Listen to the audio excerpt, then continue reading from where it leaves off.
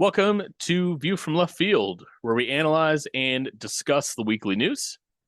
I'm your host, Will, and today we will be talking about the upcoming U.S. presidential election that will be happening in a few days from now. On our panel today, we have Nolan. Hi, welcome. We also have Jerry. How's it going out there?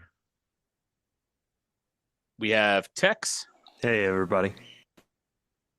And last but not least, we have SM Safone. How you doing? Thank you, everyone, for joining us today.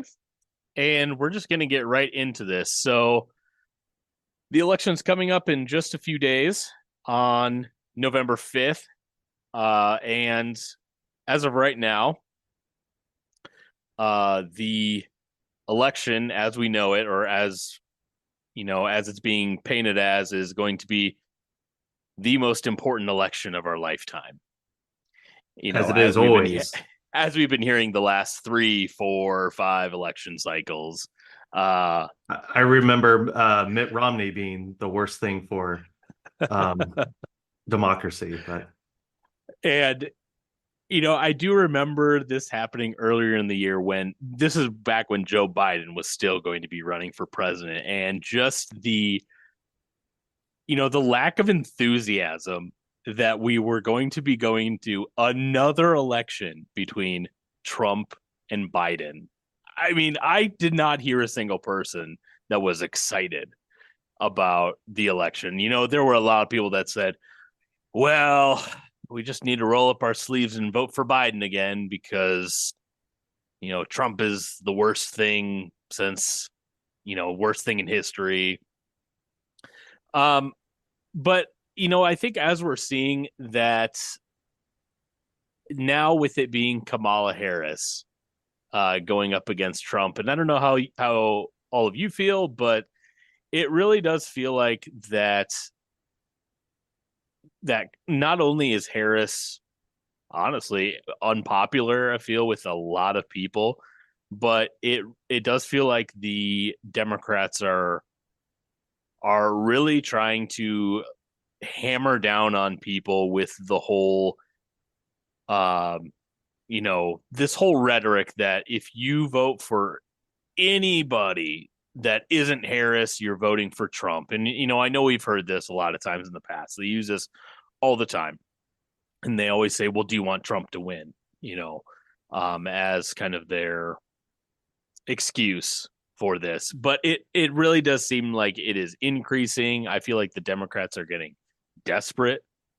I've seen Kamala say on social media that, and again, they do this with every election cycle. They say, if I get elected president, I'm going to pass the PRO Act, is what she said, and with Biden, it was, if I get elected, I'm going to pass Roe v. Wade. I'm going to codify it. With Obama, it was, if I get elected, I'm going to close Gitmo. Right. And what do we see? Gitmo is still open, of course. So, yeah, I see this level of desperation because I think that with everything that Biden has done since he became president, and his handling of the genocide in Gaza, and of course Harris basically planning to continue it, she's not gonna alter the course that Biden's been that Biden's been on this whole time. Nothing is going to change. Exactly. Right? Exactly.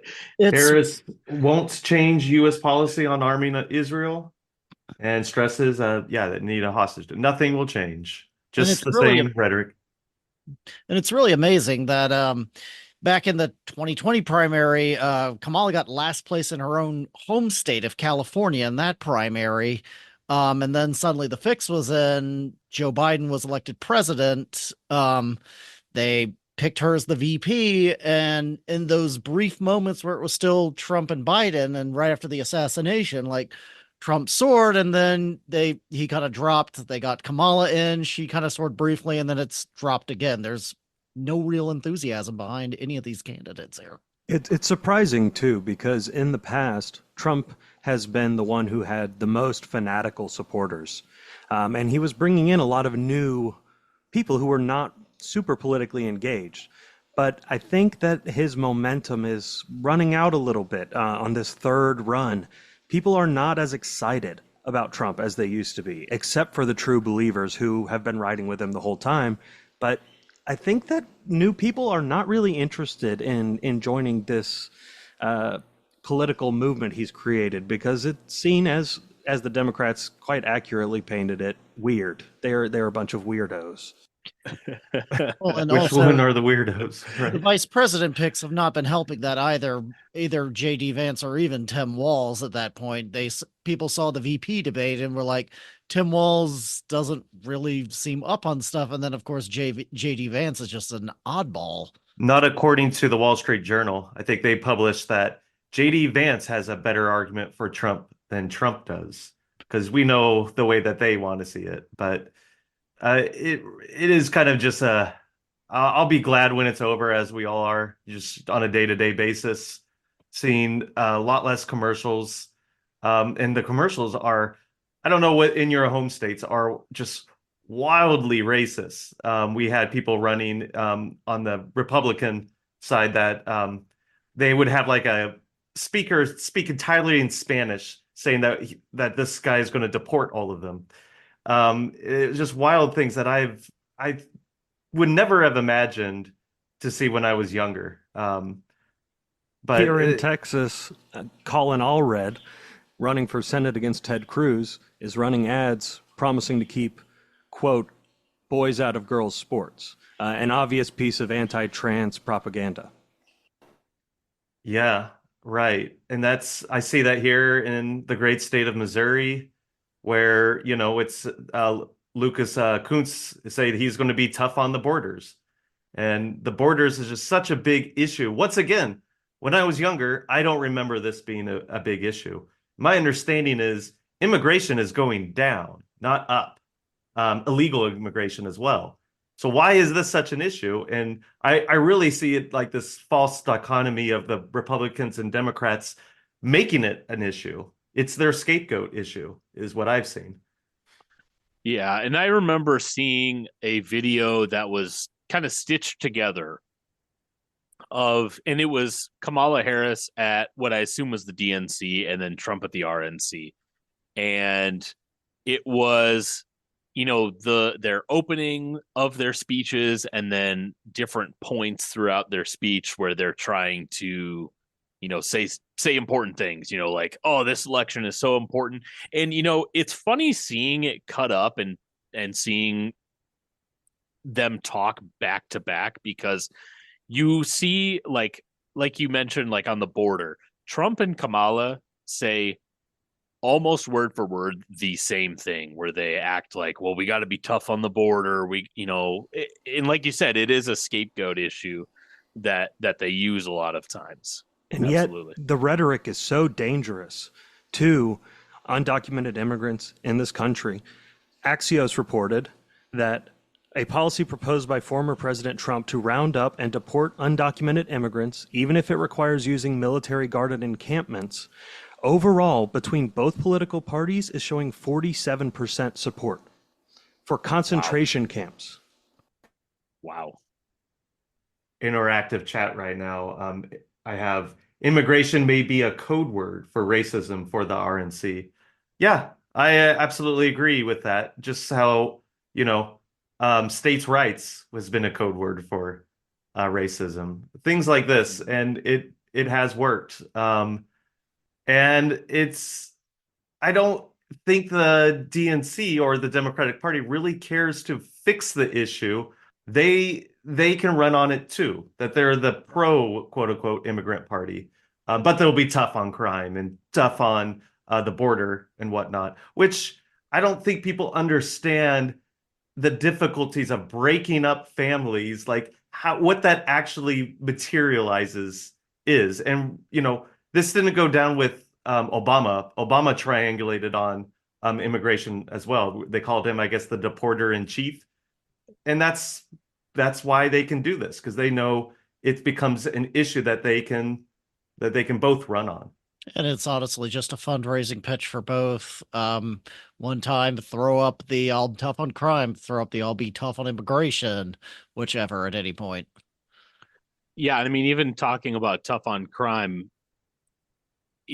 Kamala Harris was the or forgive me if I believe she was the Attorney General of California, and there's that whole issue where it was reported that she was keeping people in jail because of the prison labor that they would be able to have people do and extract that profit from them making products in jail.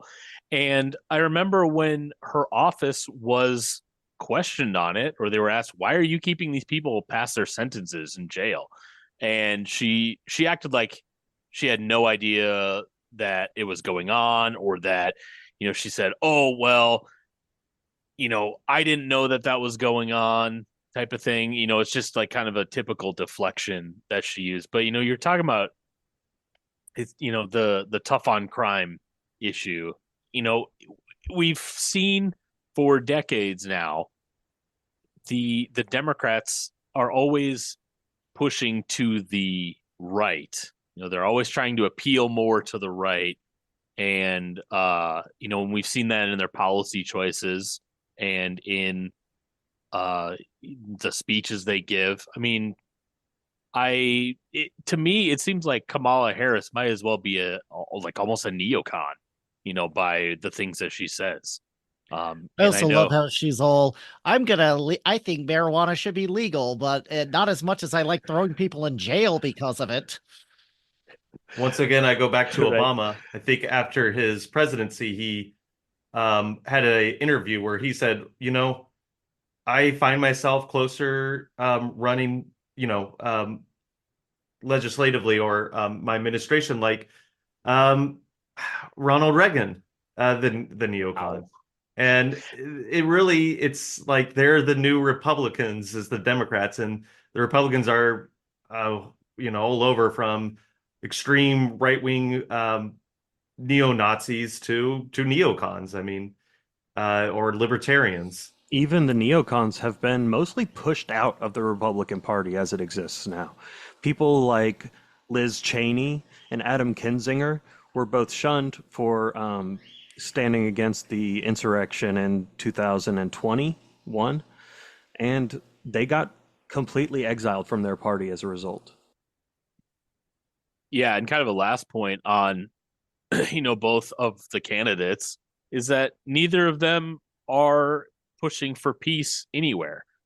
And we know, and of course, Biden, of course, never was a proponent of peace. And we know that Kamala, like we said earlier, nothing's going to fundamentally change. She is all in on, exporting weapons to really, exporting weapons to Israel, to Ukraine.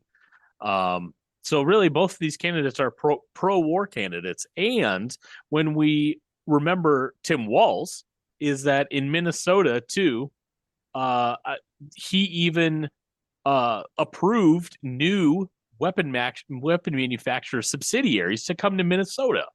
So I mean, neither of these party candidates are going to stop any of these conflicts. They're going to continue to send out these weapons, and it's not going to stop with either of them. Right. And they've completely pivoted their messaging. They don't even talk about arms being sent to Ukraine anymore. It's no longer the topic du jour. Now we talk about arms being sent to Israel, with the Biden administration threatening an embargo if they don't see aid sent into Gaza in the next 30 days. I think that was a couple weeks ago now. And it took them at least 40,000 dead Palestinians, many of them women and children, to even begin threatening this. Ronald Reagan, I believe it was, made a call to Israel 30 years ago and had an embargo placed or stopped the conflict in one day, one phone call. But the Biden administration says, guys, please stop doing genocide for 30 days, or else we'll stop sending you more weapons to do the genocide with. Right. Yeah, exactly. Arguably, that's why Waltz is the vice president nominee.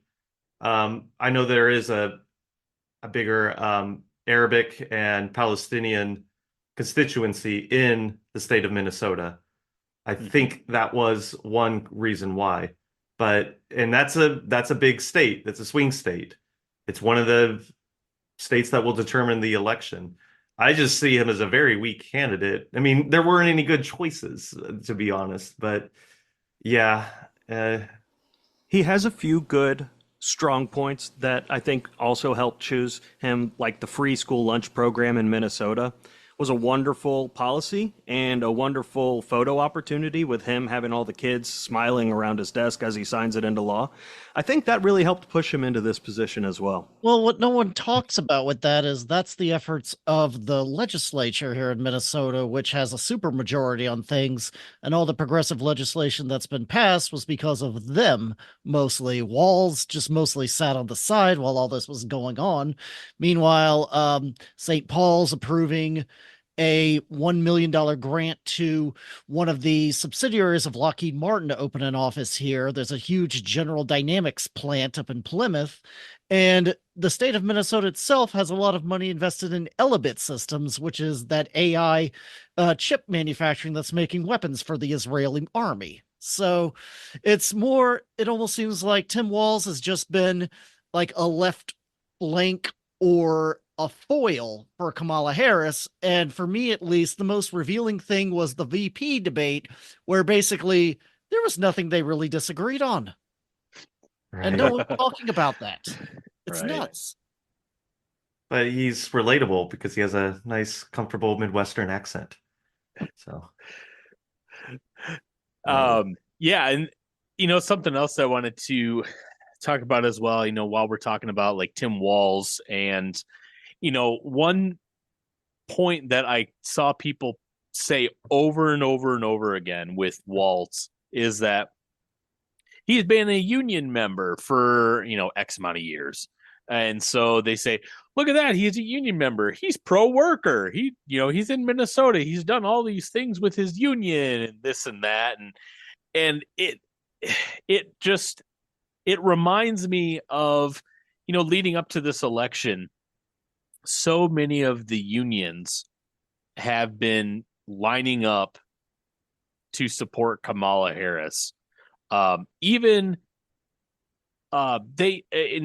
remember looking around to like kind of the different AFL unions, and it's clear that it's like very coordinated by the leadership because they all posted their statements on the same day supporting Kamala Harris. And then even some of them had to put out another statement afterwards, reconfirming that they're supporting Kamala Harris. And the only reason why I can think that they would do that is because of how unpopular Harris is with like the rank and file union members, and on top of that, we're seeing unions like the Teamsters and the International Association of Firefighters. They didn't endorse either candidate this year. And we've seen how much flack the few unions that didn't endorse anyone got just because they didn't want to line up and vote for Harris. I mean, they got lambasted afterwards. And it just reminds me that on a bigger level, I think it's going to be a trend we're going to see that hopefully that the unions are going to maybe start going a more independent route politically.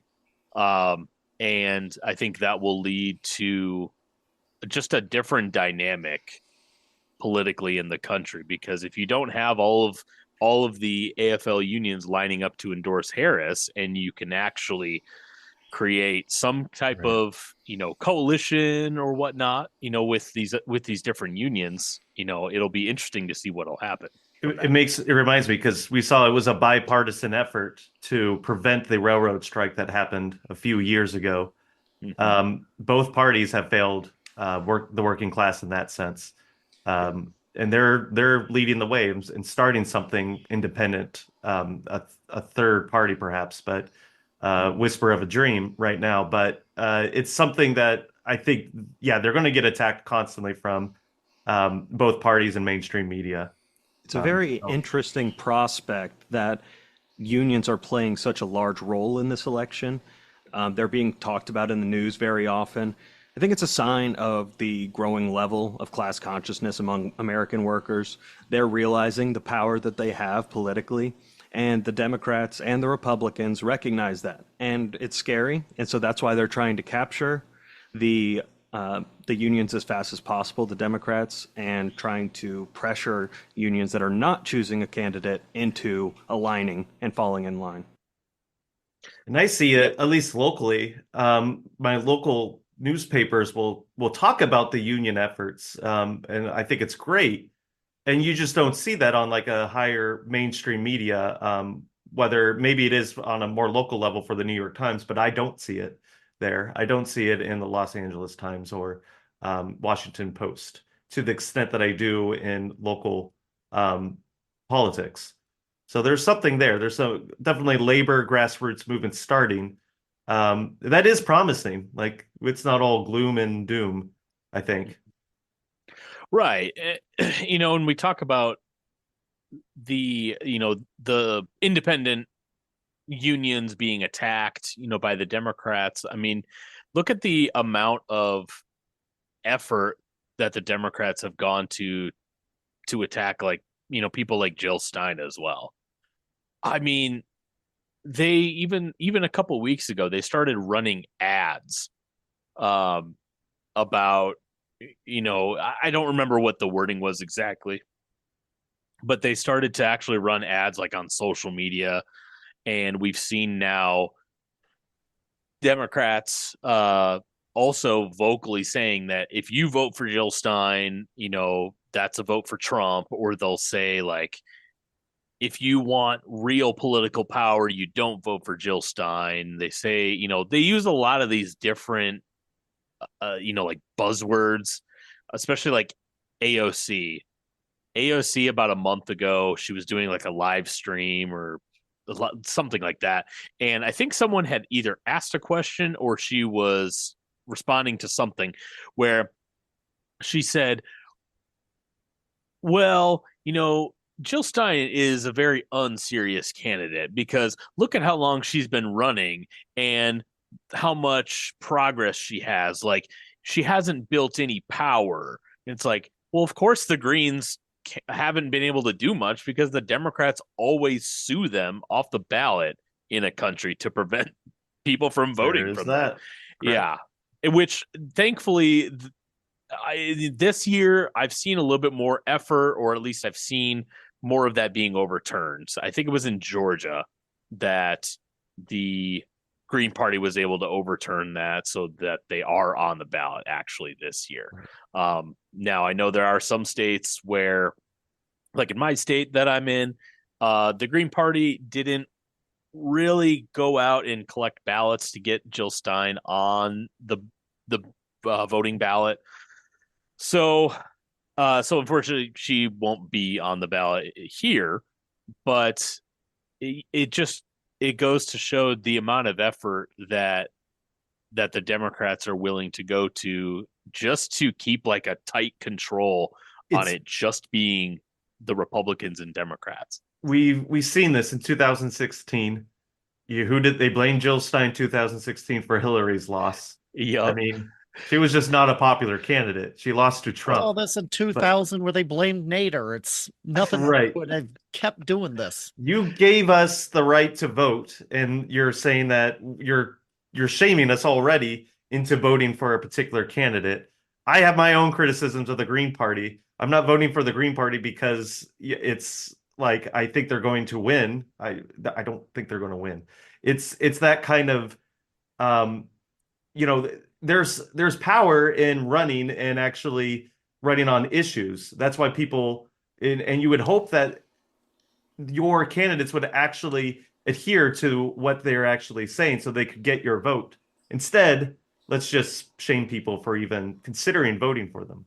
And it shows how much of the voter base that the Democrats are worried about the Greens capturing from them, particularly on the issue of the Israeli genocide in Gaza.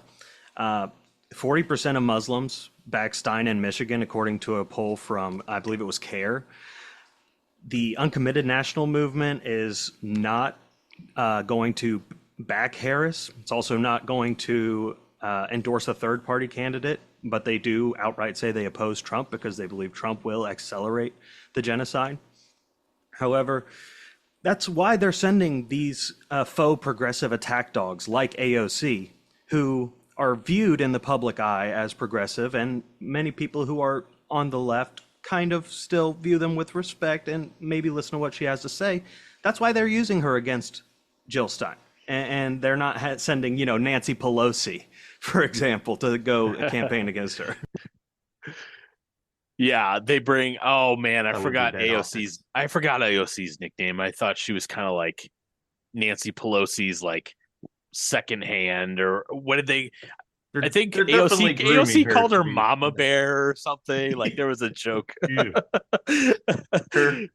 Oy. Yeah, but I like on that same point, note,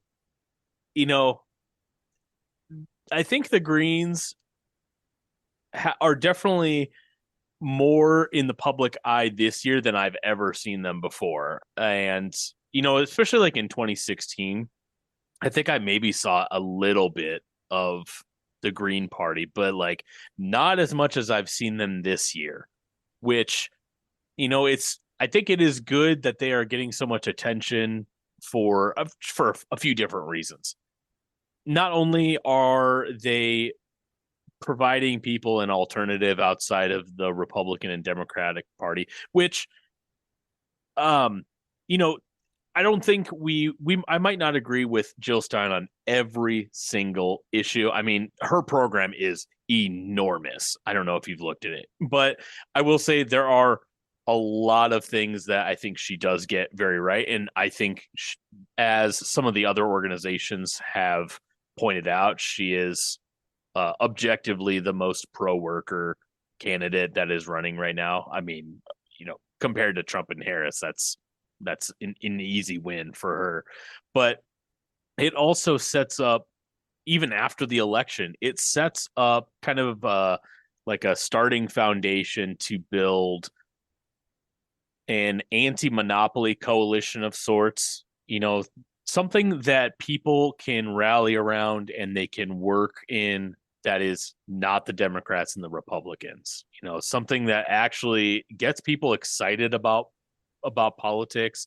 It gets them, excited to get engaged because, I think even the last few election cycles, even if we're not talking about voter turnout percentages, which I feel like drops every election, but people are only really engaged, maybe the couple months leading up to the election. And, it's like that's like a small window you have to capture their attention. Whereas if we can start to build something outside of, this duopoly we have, we can keep people engaged after the election and, we can get them, involved, I think. And I think that's kind of like one of the most promising things I guess that I see coming out of this election.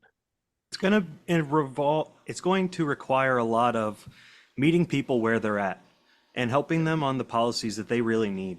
A lot of Americans are living paycheck to paycheck right now. They don't have enough to cover a $3,000 emergency bill. Right. We need to get more money into the hands of Americans so that they are able to have a little bit of leisure time where they can actually focus on things like politics.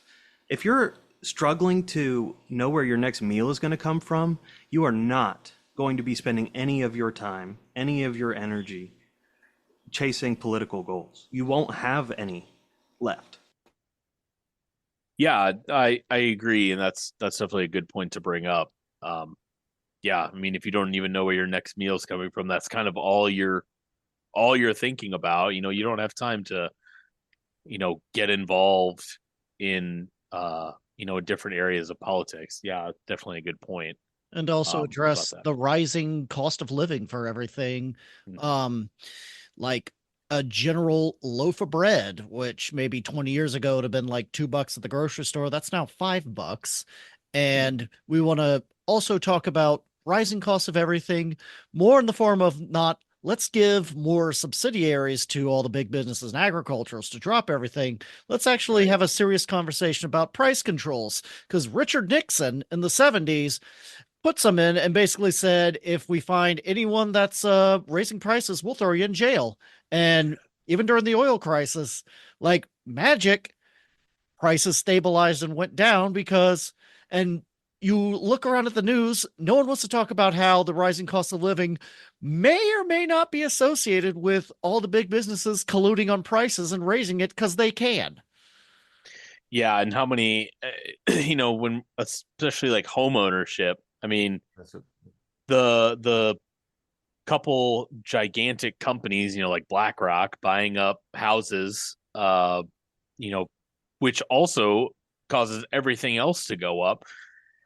It's and for a lot of people my age, I mean, I'm 33, and even people that are probably younger than myself, I mean, people younger than me, I know that a lot of them probably don't ever envision themselves owning a house because look at how expensive these houses are and how little they're making. Um, I yeah, thought Nolan brought up a really good point. Um, People on a daily basis, most Americans don't have time to go into the minutia of everything.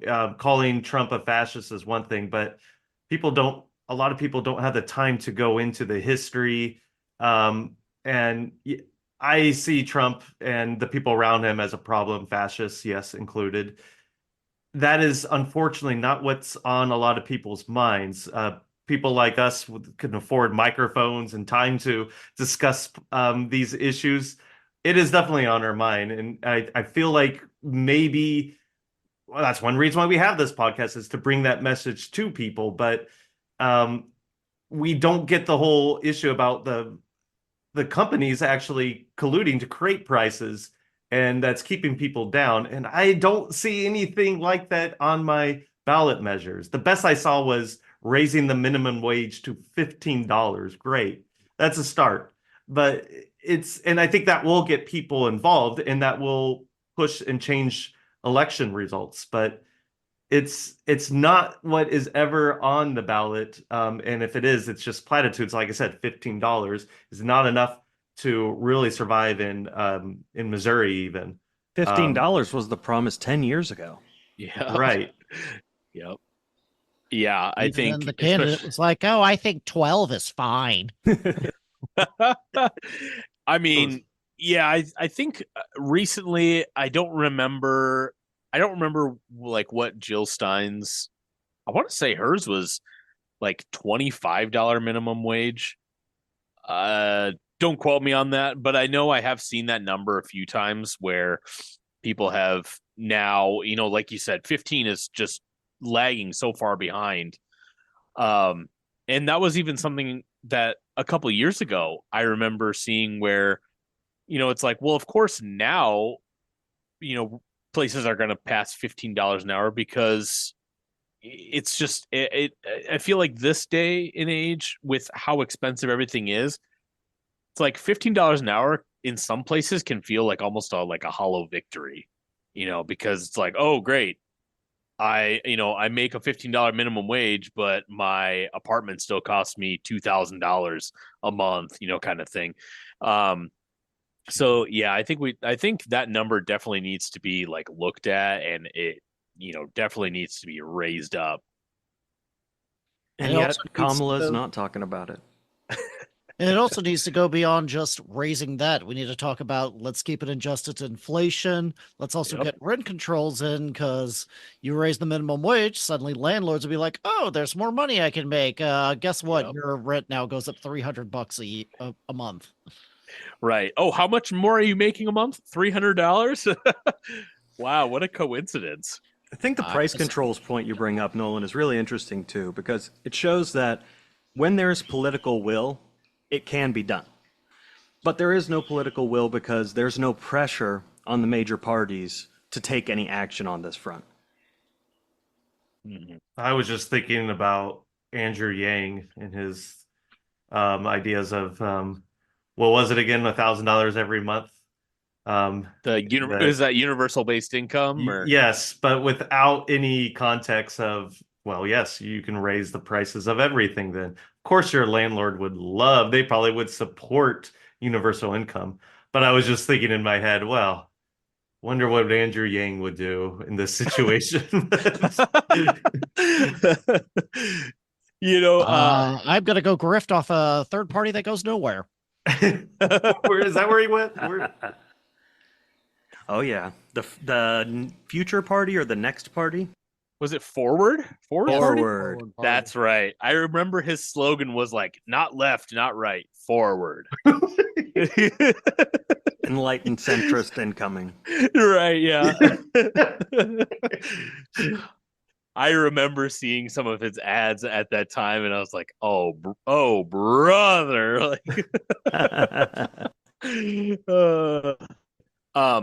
so Jerry mentioned local measures a second ago. I think something we mentioned too was that abortion is on the ballot in a lot of states. I think Missouri was mentioned. I think even South Dakota has it on their ballot. Nebraska, I believe. Oh, is it really? Okay. It's on like 8 to 10 different states. Look it up. It's a lot. Yeah.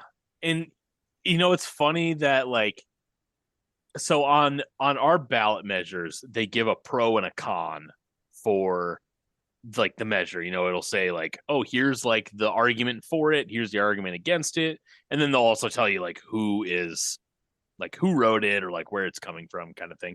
But one of the arguments against abortion in my state was that they said, well, that means that they can terminate a baby that could technically live outside the womb. Like it's ready to live. Like they think that people are just going to be like aborting babies at like 8 months, which I mean, I think we all know that type of thing it does not happen, unless there is serious risk or serious, like something serious is going to happen if it doesn't, because and something that I thought of too is like, why would a woman want to carry a Right. carry a baby for like 8 months and then go, yeah, I don't want to do It's this. easy for the people like us. We don't have uteruses, I'm pretty, Right. but it's not like a delightful experience to go through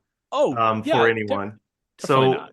it really is removed for I and we know half the population, well, are women. Mhm. And these ballot measures, a constitution in the state of Kansas, it was pro-abortion, and there was another state, I think Kentucky, where it was similar. And already in just the news that I've seen, Republicans are kind of, well, I've never said I was against abortion. They know how this is going to go. They're the And dog that caught the car and doesn't know what to do with it. That's an interesting metaphor. I've never heard that one. Well, and also it was such a fundraiser thing for them. And now it's like, well, we don't have this issue anymore. And now our opponents are raising more money off of it because we got it done. it worked for Right. 30 years, or more than 30, like 50 years, since Roe v. Wade. And it was always pushed. I know that it was pushed in Reagan because, well, Carter, he was an evangelical, and it was a way to push Republicans towards, or people to vote for a Republican candidate. He was the morally acceptable one. Well, we see how people are voting, just the American people. So maybe we're just amoral or immoral or something. I don't know, but and so, there was another interesting ballot measure that I wanted to see your guys' opinion on because so in our state there is a ballot on the measure that it would change the primary, and maybe some of you have this in your state already or it's on your ballot measures as well, but currently in South Dakota, if you are independent, if you're registered independent, you have no primary to vote in.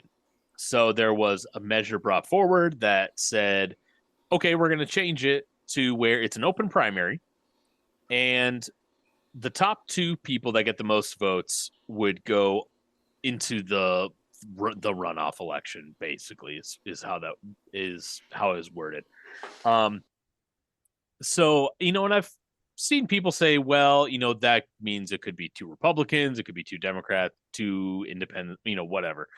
But I'm curious what everyone's take is on this, or if they have any experience with voting in that kind of system, because in my opinion, I guess the way that I'm trying to look at it is I see that as being like a positive, because if now all of a sudden you have open primaries, that means like third party candidates would have a lot better shot to run locally, because now they have they can run against Republicans and Democrats, and people can actually put them head to head with the other candidates instead of being shut out of that and only having Republican and Democrat primaries.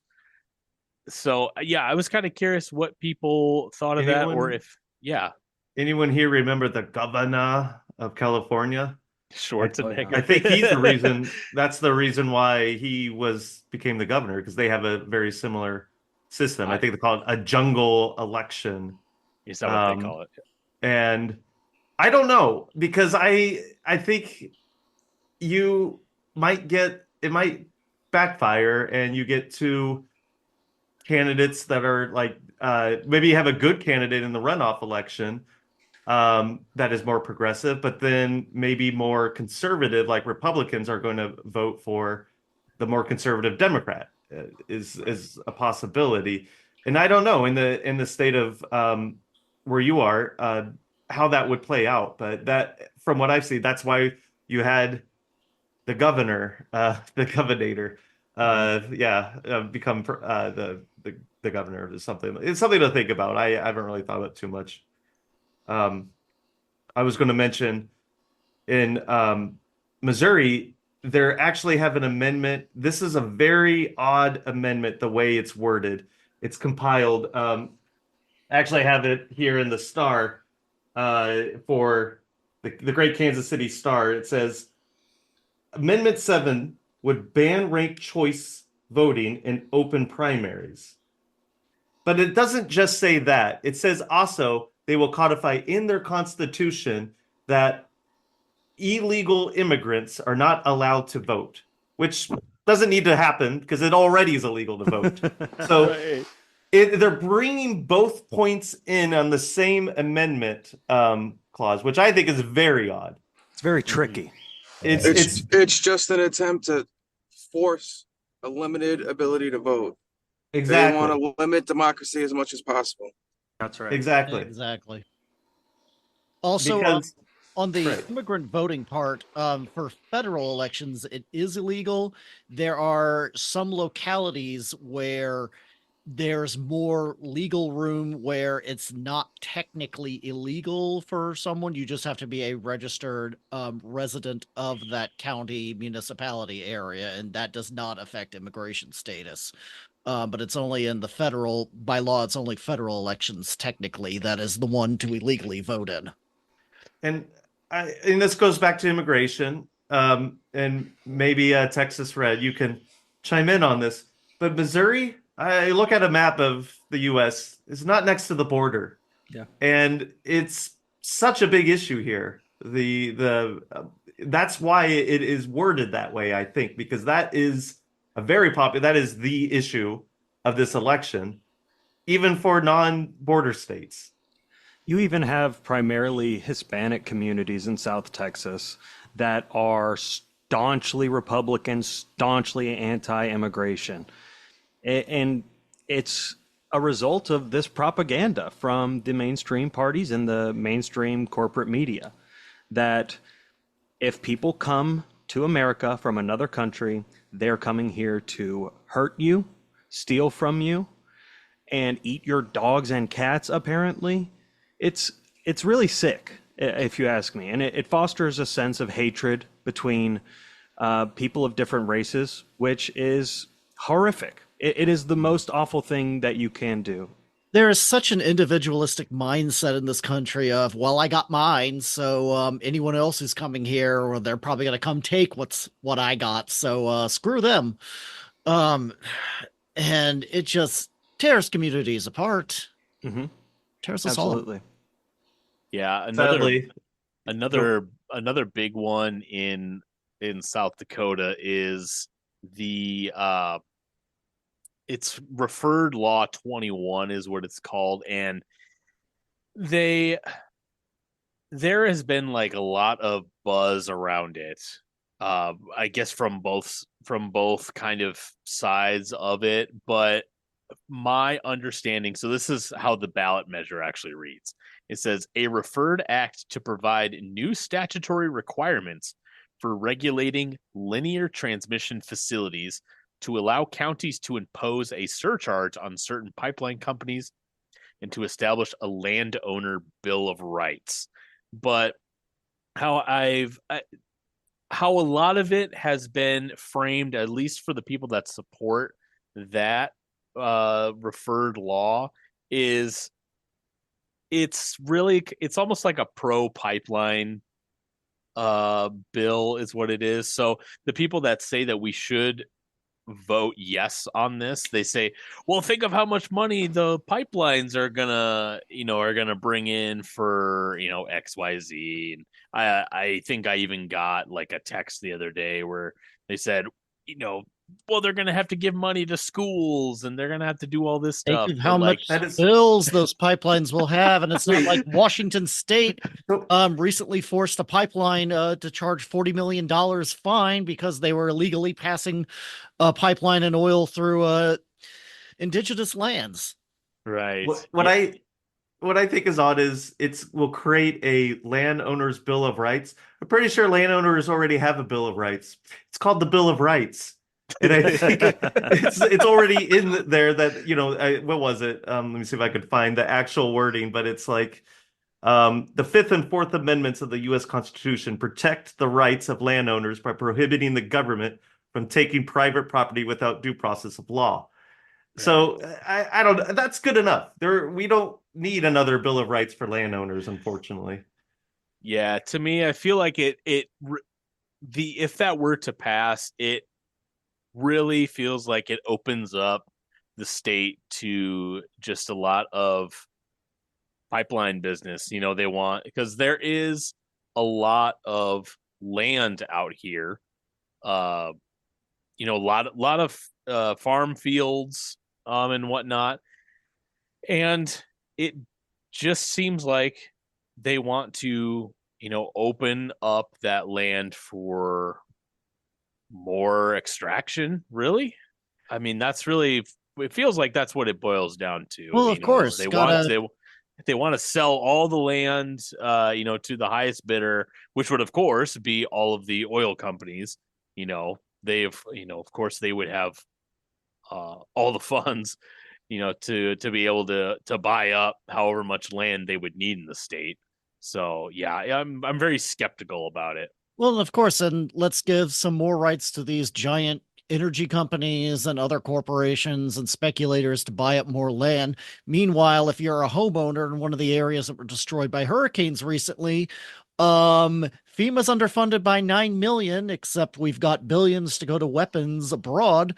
And there's going to be a lot of land speculators that are going to find some very cheap real estate in some areas to buy up because all these people need some kind of immediate assistance or relief that's not coming from above. So, and then of course, what's going to happen? like what's happened in Louisiana. They build these properties up again, then the speculators and investors sell it off just in time for the next hurricane to come, destroy it all, and the cycle repeats. And Yeah, that's it's definitely FEMA's problem. FEMA caused all that. we're in the middle of a climate catastrophe. The carbon sinks are failing. Some new reports are showing that trees are not capturing, and the algae in the ocean are not capturing as much carbon as we expect them to, meaning the heating is potentially about to accelerate again. And as we go further into this, our government is continuing to fund more extraction, more production. We are producing more oil than ever before and burning more oil than ever before, and we're not going to stop until everyone's all dead and the billionaires are in bunkers underground, I guess. Yeah, I think Kamala even said she was pro fracking. So, for people that say she has an environmental plan or something like that, it's like she's already admitted that, she's pro fracking. So she's again willing to make the climate catastrophe even worse than it is. Quite frankly, But- she can go frack herself. But The excuse my language, hit its the fan in North Carolina after everything with Hurricane Helene, because that whole area that was flooded is sitting on lithium deposits, the largest untapped lithium deposits in the world. Also, they are sitting on some of the most pure deposits of purest quartz in the world, which is essential for chip manufacturing. So, with all those operations postponed at the moment, we send all that quartz to Taiwan and other places, or I'm sorry, the Republic of China, for processing and making chips. But now that's getting interrupted again. So, watch another price control and prices happen. the great late Senator Bob Dole would have disagreed with you on the the Chinese Republic of Taiwan, but that's okay. He can go frack himself too. Kind of one of the last things I wanted to bring up too was, has anyone here participated or done like early voting or mail-in voting or anything like that? Because I plan to just go on November 5th. I know where my polling place is. I'll go there. And I think if I wanted to, I believe in South Dakota, as is with a lot of other states, I think there is paid leave. Like on an election day, if you tell your employer, "Hey, I got to go vote," they are like required to pay you for that. My work type of sent an thing. email saying you can take up to 4 hours admin time to go vote on election day. And I said, great. You say, "Give me all 4." Yeah. I walked down I don't to have a my car. I take public transit. Yeah. I walked down to my local city hall and put in my vote in early voting recently. I think that as progressives, you're going to hear a lot of people kind of diminish the value of voting. And while it may be true that in some of the higher elections, like the presidential election, an individual vote is not as powerful, we always need to remember that those down ballot propositions are extremely, extremely important. And so any listeners out there who maybe you haven't gone out to vote yet, definitely make some time. If your employer gives you time, take it. If not, try and cut out some time out of your day to go down to your local polling place and help out your local city. Also, if you got a local progressive that can make an immediate benefit towards the workers instead of getting a far right whack job in some area, go support them. That's an immediate thing that will give some kind of immediate relief to you and the workers and the general populace. Yeah. And, talking about like early mail-in voting and whatnot, wasn't Trump the one who said that that's why he lost the election in 2020? Yeah, One of of his many reasons. Well, if it wasn't Yeah. that, it was, they're going to the senior homes and getting them to vote. I remember all- something about that as all- well. All mail-in ballots are fraudulent ballots. Or wasn't it? I thought I saw something where it was like they were using deceased people to send in ballots, or it was just something Hanging wild. chads. There's now lawsuits about those who are Americans who live abroad and are registered to vote abroad. They're like, oh, well, we shouldn't count them because there's fraud with that. But Yeah, everyone knows if you live overseas, you're not American anymore. Exactly. I, sorry, I guess they'll have to invalidate all my votes from previous elections. But um, I the news I hear on the local level has been a little alarming on some mail-in ballots within one of the most affluent counties in the country, Johnson County in Kansas. A lot of those mail-in ballots did not show up. It took them weeks after, and they did the proper thing where you postmark it before the election and everything. And I blame either the general secretary or the what do they call it? The AG, the Attorney um, General. Attorney General, Chris Kobach. But it it usually seems if there are problems, it usually is in favor, unfortunately, of the Republicans. It is how it usually goes. And I maybe shouldn't believe a lot of, but it really is a problem here, at least on the Kansas side. And I want to vote early because November 5th is kind of an important day for me. I don't want to spend my birthday voting. So I wish they would put more infrastructure into actually making mail-in ballots more of a thing for the convenience. But yes, I think there's a strong force that wants to scare people away from it or just get rid of it altogether. Because when more people vote, it tends to go, as we see with abortion rights, since it goes in the favor of, I would say, working people. And that's what I hope we actually solve that crap, make it like a constitutional right for all I say, that Yeah. this should be given to everyone, that they have the right to do this. When I lived in Florida, I was able to request a mail-in ballot just because I wanted one. Now that I live in Texas, you actually cannot request a mail-in ballot unless you have a valid reason that they have outlined, such as being a veteran who's deployed overseas or something like that.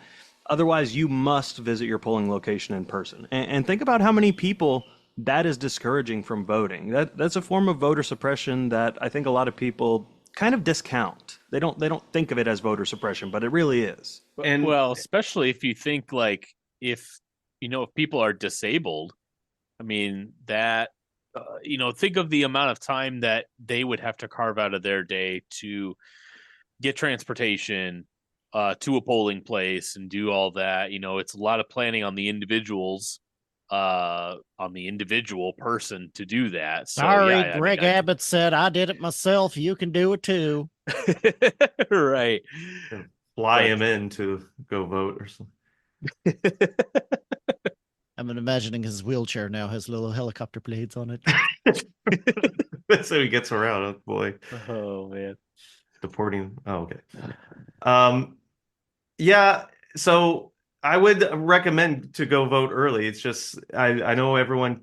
It's difficult and it really is. I mean, I think wasn't the Supreme Court passed. They basically reversed a lot of civil rights laws to allow voting. I have to look that up, but it is getting more difficult, and disenfranchisement is higher, and especially in southern states, I know. But I think I do have to make a correction. I think actually voting is going up overall. I think in the last presidential election, that was one of the highest it's been in I don't know, but for a long time, that Americans are actually to some extent do see an importance of expressing their democratic right to vote. It is difficult, and like it's probably not as bad as having poll taxes for color people, but it's definitely becoming more well known to that we just need to vote, and we could blame Trump for that or thank him because I think that is a factor, but it's still something that needs to be addressed. Yeah. Well, anybody have any other closing remarks on this? I think we've had a very fruitful discussion on this upcoming election. There's a lot. There's a lot to pour over. Anyone going to do a write-in? Do a what? A write-in for president for their vote? Not for president, but for one of the senator ballots here. There's a local guy that's running, and of course he's not technically on the ballot, but I'll be writing him in instead of Klobuchar. Oh, okay. I see a lot of Kelsey Swift 2024 here in Kansas City. Oh So my god! I don't know. Yeah, sorry. I'm going to be writing in Joe Biden. Uh, No well- Andrew Yang. Okay. yeah, no Andrew Yang. Just write Oh. write the forward party in there. Oh man, I so wanted to like Andrew Yang. Oh man. Well, that wraps up today's episode of View from Left Field. I appreciate everyone for coming on and joining in this discussion today about the election coming up. The next episode that we'll be doing after this will be a sort of post-election analysis, where we're going to be talking about, who won and kind of what to expect after the election, and I guess as a country, where do we go from here, and how do we start kind of building things post-election. So, and I think that will also be a great episode. So I hope everyone tunes in for that one. as well. Spoiler, it's not the American public that wins. Right. Well, as always, thank you everyone for tuning in, and we'll see you next time.